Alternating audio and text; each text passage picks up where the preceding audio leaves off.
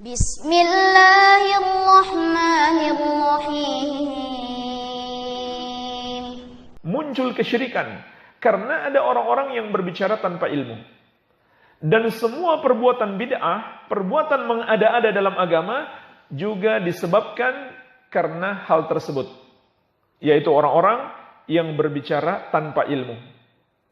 Di antaranya jemaah sekalian, di bulan Rajab ini ada orang-orang yang menyerukan untuk melakukan puasa khusus. Bahkan mereka menyebutkan ada keutamaan puasa dari 1 sampai akhir bulan Rajab. Begitu pula solat khusus yang mereka sebut dengan solat raghaib. Ini adalah contoh orang-orang yang berbicara tanpa ilmu. Maka muncullah berbagai macam perbuatan bid'ah di dalam agama yang tidak ada contohnya dari Rasulullah SAW. Padahal beliau telah bersabda, kullu bid'atin dolalah wa kullu dolalatin finnar. Setiap bid'ah itu sesat dan setiap yang sesat tempatnya di neraka. Betul, bulan Rajab ini termasuk bulan mulia, termasuk bulan haram. Dan bulan haram dianjurkan bagi kita untuk memperbanyak ibadah. Tetapi mengkhususkan ibadah yang tidak dikhususkan di dalam syariat, ini termasuk kategori mengada-ada di dalam agama. Dan para ulama ahli hadis menjelaskan, semua hadis yang berbicara tentang puasa khusus dan salat khusus di bulan Rajab, itu semuanya lemah dan palsu. Bahkan Imam Ibnu Rajab atau Imam Ibnu Hajar, salah seorang ulama besar ahli hadis dari mazhab Syafi'i, Al-Hafidh Ibnu Hajar Asy-Syafi'i rahimahullah, telah menulis buku khusus yang beliau beri judul Tabyinul Ajab bima warada fi syahri Rajab. Ini buku khusus untuk menjelaskan bahwa hadis-hadis tentang puasa dan sholat khusus serta amalan-amalan khusus di bulan Rajab, semuanya itu palsu atau minimalnya dhaif, lemah. Maka kemudian beliau berikan kesimpulan sebagaimana disebutkan di halaman 11-nya, lam yarid fi fadli syahri Rajab wala fi siyamihi wala siyami syai'in minhu muayyan wala fi qiyami lailatin makhsusa fihi hadithun sahihun yasluh lil hujjah. Kata beliau rahimahullah, tidak ada satu hadis pun yang dapat dijadikan hujjah tentang keutamaan bulan Rajab secara khusus. Tidak puasanya, tidak pula puasa khusus di hari tertentu, dan tidak pula sholat malam di malam yang khusus, yang mereka sebut dengan sholat raghaib. Tidak juga ada perayaan khusus, yaitu perayaan Isra Mi'raj. Itu semuanya mengada-ada dalam agama, tidak ada hadisnya sama sekali. Semua hadis-hadisnya, kata Al-Hafidh Ibnu Hajar, adalah hadis-hadis yang tidak sahih. Dan jemaah sekalian, menyebarkan hadis-hadis palsu dan lemah itu juga termasuk kategori berdusta, yaitu berdusta atas nama Nabi Muhammad SAW.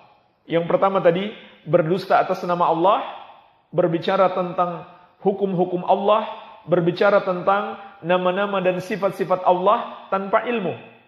Seperti orang yang mengatakan Allah ada di mana-mana atau Allah tidak di mana-mana. Ini contoh orang yang berbicara tentang sifat Allah tanpa ilmu. Yang kedua, berdusta atas nama Rasulullah SAW, yaitu seorang mengatakan Rasul bersabda atau Rasul melakukan ini dan itu, padahal beliau tidak melakukannya. Ini juga termasuk dusta yang terbesar yang kedua. Setelah berdusta atas nama Allah, berdusta atas nama Rasulullah SAW. Dan ini hukumnya dosa besar, tidak ada pengaruhnya walaupun seseorang itu berniat baik. Dalam hadis riwayat Bukhari dan Muslim dari sahabat yang mulia Abu Hurairah radhiyallahu anhu, Rasulullah SAW telah memberi peringatan keras, "Man kadzaba 'alayya muta'ammidan falyatabawwa maq'adahu minan nar." Barang siapa yang berdusta atas namaku dengan sengaja, maka siapkan tempat duduknya di neraka. Barang siapa yang menyampaikan Nabi bersabda, padahal beliau tidak bersabda demikian, Nabi SAW melakukan ini dan itu, padahal beliau tidak melakukannya, maka siapkan tempat duduknya di neraka. Jadi ini jangan main-main. Jangan asal terima broadcast, langsung kita sebarkan. Dan jangan takut, kalau ada ancaman di bawah, kalau tidak menyebarkan kepada 10 orang, nanti hidupmu akan ketimpa sial. Ini juga bahkan syirik.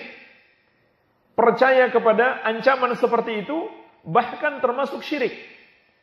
Karena itu perkara gaib. Apa yang akan terjadi di masa depan itu termasuk perkara gaib. Dan ini bukan hal yang baru. Ini bukan hal yang baru. Dulu di zaman belum ada HP bahkan, belum ada WhatsApp, belum ada medsos, sudah ada selebaran. Katanya dari Syekh Ahmad, penjaga makam Rasulullah SAW.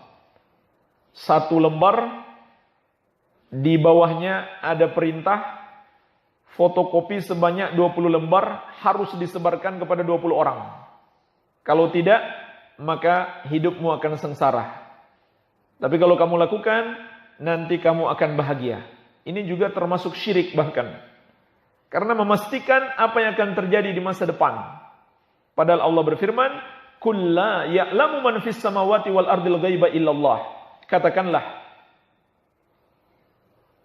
tidak ada yang mengetahui perkara gaib satupun di langit maupun di bumi kecuali Allah Subhanahu wa taala. Jadi hati-hati dengan broadcast seperti ini. Dan biasanya masuk setiap awal bulan Hijriah. Selalu hadisnya bernada sama. Siapa yang mengabarkan berita gembira masuknya bulan Rajab, maka dia akan mendapatkan pahala ini dan itu. Ini semua hadis-hadis palsu. Maka hati-hatilah. Bahkan orang yang menyampaikan hadis yang dia belum pasti, dia ragu, itu hadis Nabi atau bukan. Tapi dia masih berani mengatakan itu hadis Nabi, dia sudah termasuk berdusta. Sebagaimana dalam riwayat Muslim dari sahabat yang mulia Al-Mughirah bin Syu'bah radhiyallahu anhu. Kata Nabi SAW, "Man haddatsa anni bihaditsin yura annahu kadzibun fahuwa ahadul kadzibin." Barang siapa menyampaikan dariku satu hadis yang dia mengira itu adalah dusta, jadi belum jelas itu dusta atau hadis Nabi, tapi tetap saja dia sampaikan, maka dia termasuk salah satu dari pendusta. Jadi jemaah sekalian, hadis-hadis semuanya yang berbicara tentang solat khusus, yang mereka sebut solat raghaib, dan puasa khusus di bulan Rajab, itu tidak ada satupun yang sahih. Tapi apakah boleh kita berpuasa di bulan Rajab? Puasa sunnah? Boleh. Karena bulan Rajab termasuk bulan haram. Termasuk bulan haram. Dan di bulan haram kita dianjurkan memperbanyak puasa secara umum. Tapi meyakini puasa khusus di hari khusus dan dengan keutamaan khusus itu tidak ada dalilnya di bulan Rajab. Sama sekali semua hadisnya adalah palsu dan lemah. Iya. Jadi dianjurkan memperbanyak amal soleh dan puasa termasuk amal soleh. Dianjurkan kita perbanyak amal soleh di bulan-bulan haram dan juga dosa-dosa di bulan haram ini lebih besar, harus kita waspadai. Sebagaimana Allah ingatkan di surat At-Taubah ayat ke-36. Inna iddatash syuhuri indallahi 12 syahran fi kitabillah yauma khalaqas samawati wal ard minha arba'atun hurumun dzalikad dinul qayyim fala tadhlimu fihinna anfusakum. Sesungguhnya jumlah bulan di sisi Allah adalah 12 bulan terdapat di kitab Allah. Pada hari Allah menciptakan langit dan bumi. Di antaranya ada 4 bulan haram. Itulah agama yang lurus. Maka janganlah engkau menzolimi dirimu sendiri di bulan-bulan tersebut. Makna ayat ini kata para ulama, maksudnya amal soleh, begitu pula dosa lebih besar di bulan ini. amal soleh dan perbuatan dosa lebih besar di bulan-bulan haram ini. Maka di situ ada anjuran untuk memperbanyak amal soleh. Amal soleh apa saja tidak boleh kita khususkan kecuali apabila dikhususkan oleh syariat. Kecuali apabila dikhususkan oleh syariat. Seperti termasuk bulan haram Dzulhijjah dikhususkan puasa 9 Dzulhijjah. Termasuk bulan haram, bulan Muharram dikhususkan puasa tanggal 10 Muharram. Maka kita tidak boleh mengkhususkan satu hari pun di bulan Rajab karena tidak ada dalil seperti tanggal 9 Dzulhijjah atau tanggal 10 Muharram. Semua hadisnya adalah hadis-hadis palsu dan lemah sebagaimana ditulis dalam buku khusus yang disusun oleh Imam Ibnu Hajar Al-Asqalani Asy-Syafi'i rahimahullahu taala.